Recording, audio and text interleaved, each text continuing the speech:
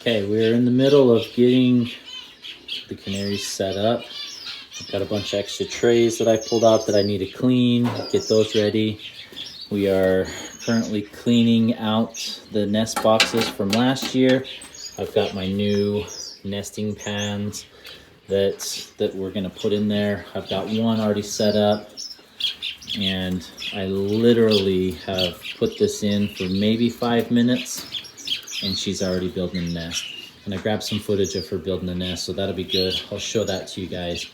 Just caught a second hen that is ready, so we're gonna use this. These are really nice. These are just, I've had them for a long time. I need to clean it as well, but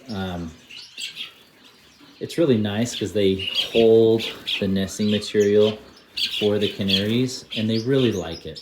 Got my male here in the middle. So whatever, looks like this female probably is the closest to ready. So we'll probably put him with her first, let him breed her.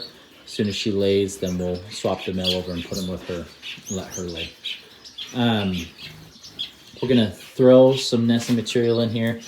So I have this, I've used it for a long time. So the breeder actually that I bought these canary cages from, he had a lot of extra breeding material, and this came with the cage. I actually have not been able to find where he got these from.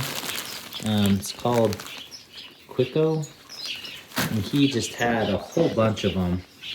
And the canaries, I actually really like this material, and I'll show you why. I'm trying to open this thing up here. Okay, so we've got this. You just grab it, and it just comes in little short strands. So you can see there, they're just little short strands. I'll grab a handful, we stuff it in here like that. Get it nice and full, like so. Close my lid, snap it into place. It's kind of tricky doing this with one hand. There we go, I had to press that against me. And then right here, it just has a little slot where it will slide in between your bars.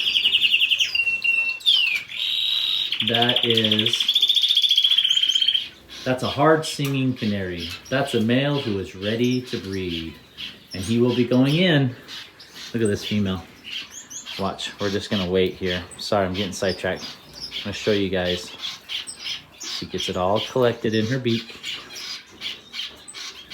Oh, she just dropped it because she knew I was watching. She just found the seed. That's funny. Anyways, she collects it in her beak, throws it into the nest pan.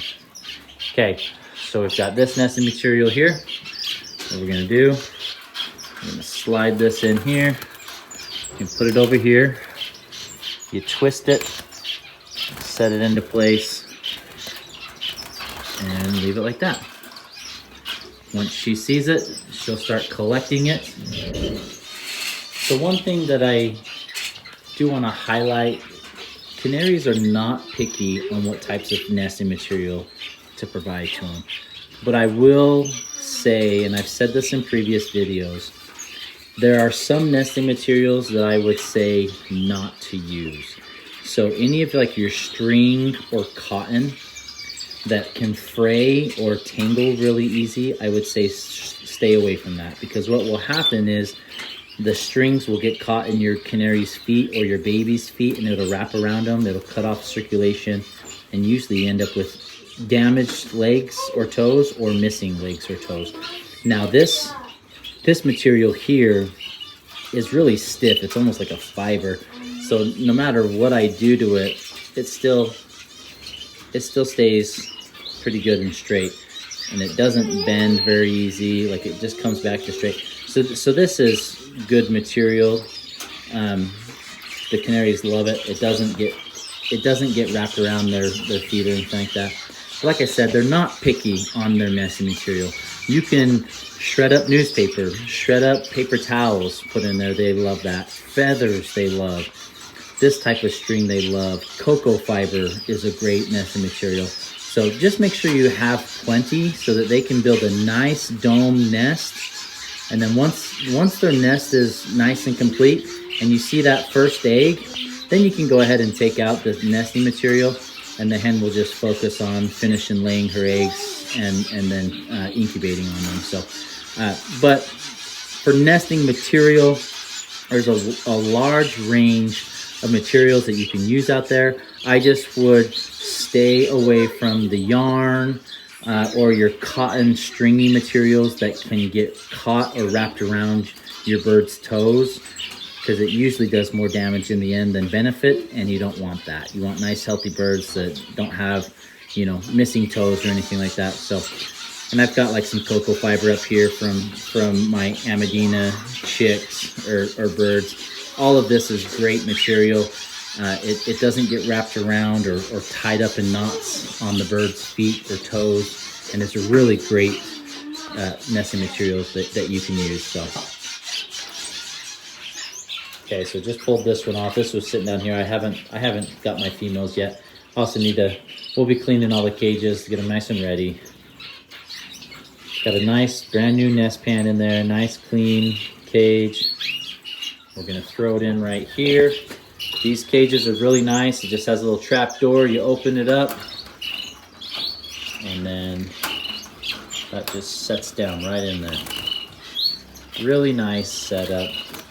The canaries love it. So now we've got a female here, male here, female here, brand new nest pans, a nice full nest holding pan for the birds to pull out their nest with, and then we'll be able to let them build their nest. Now I need to catch my other two females. I do have a male down here, but I'm actually gonna pull him out, and this guy that is singing his heart out, he gets to go in here and he gets to breed my other two females that are ready. It's gonna be awesome. Okay, so one thing that I do check, this is my male I just caught. It's gonna go in here. I actually just changed it. I put my other yellow male down there. I'm gonna put him with a couple other females. I'd like this nice red factor, if my camera will focus. There we go. Nice red factor to pair with this female red factor. One thing I do check for is their nails. Make sure their nails are short. They look pretty good. The reason why I want some nice short nails is so that they don't injure the female when they're breeding them. So, but they look nice. He looks like a nice healthy male. We're gonna throw him in here. Put him in there. You'll probably see the females and start going crazy with them. Maybe.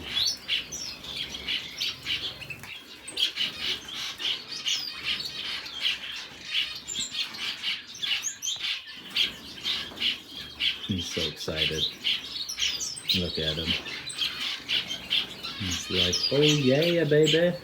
So I will keep him separate, probably for the first few days, just to make sure he doesn't overpower my females. I will watch him, make sure that he feeds them through the wire. Thanks, bud. Make sure that, you know, he's feeding them through the wire. The females have accepted him, and then I'll just remove that divider, let him breed the one female. As soon as she's laid all 4 of her eggs, if that female's ready, what I'll do is I'll separate them back over there. I'll put a divider there. The female will incubate her eggs and can raise her babies all on her own just fine. Hopefully by the time that these babies are hatching, she will have laid her 4 eggs, and then I can bring them back over here.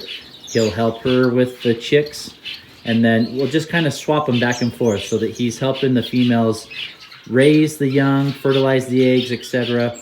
And he'll do just fine going back and forth like that. The females, hi buddy.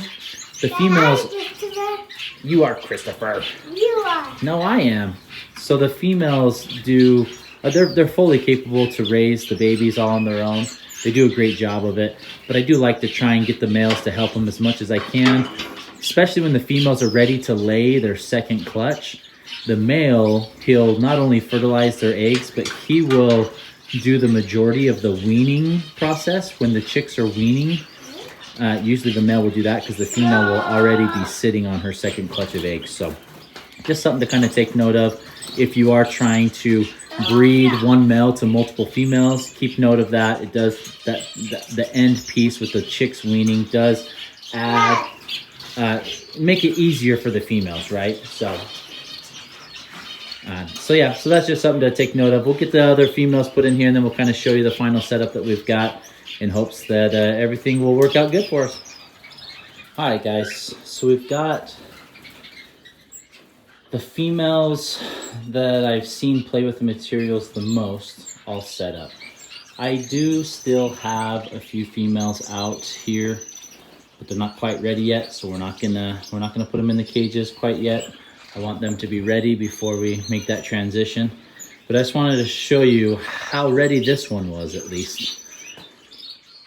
So the first part of the video I filmed this morning, and this morning is when I put all the canaries, set them up in their cages. It is now 5 o'clock in the afternoon, and this is what we've got. She has already built a complete nest and is currently sitting in it. So she was definitely ready to breed.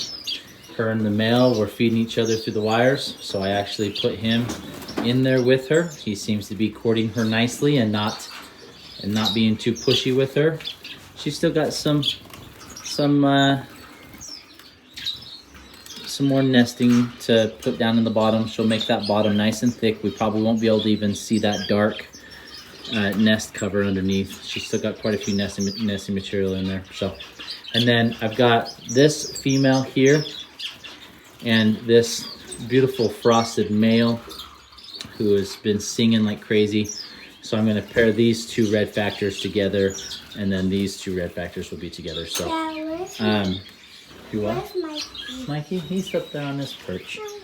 And then down here, these are actually 2 males. I'm still debating what I want to do with this male here and trying to see who I want to pair him up with. He's singing quite a bit, but just don't have a female that's quite ready for him. We've got this female here. She's a nice frosted yellow. This male is a nice dark yellow, or intensive is what you call them. She's starting to play with the nesting material, starting to put it in there, which is great. And looks like she's starting to play with the nesting material a little bit and put in there, which is great as well. So all good signs that my females are ready, wanting to breed. But just wanted to show you guys where we're at with the canaries. One thing I will do, I did get some cuttle bone. I'm gonna put some cuttle bone in there for my female so that they can always have access to their cuttle bone and make sure that they have enough calcium to produce and lay their eggs, which should be good. But getting excited, guys. Honestly, I think canary breeding is one of my most favorite, and the reason why is because it's an annual thing, right? You got to bring them into breeding condition for the lights. You take them out of breeding condition, they molt, which seems to take forever, right? It seems like it takes forever for them to get back into breeding condition. And then once they do, it's just pure excitement. They are so excited to breed. The males are singing like crazy. They're fighting. Your females are getting crazy and playing with the nesting material and trying to nest as much as they can. So it's just an exciting time, which I enjoy quite a bit. We've got some pretty frosted red factor canaries that we're working with this year, and then a few yellows. And I've got some more yellows. You can see I got a nice intense male there, And I do have another beautiful yellow outside in the aviary that I'm hoping to set up soon. We'll see.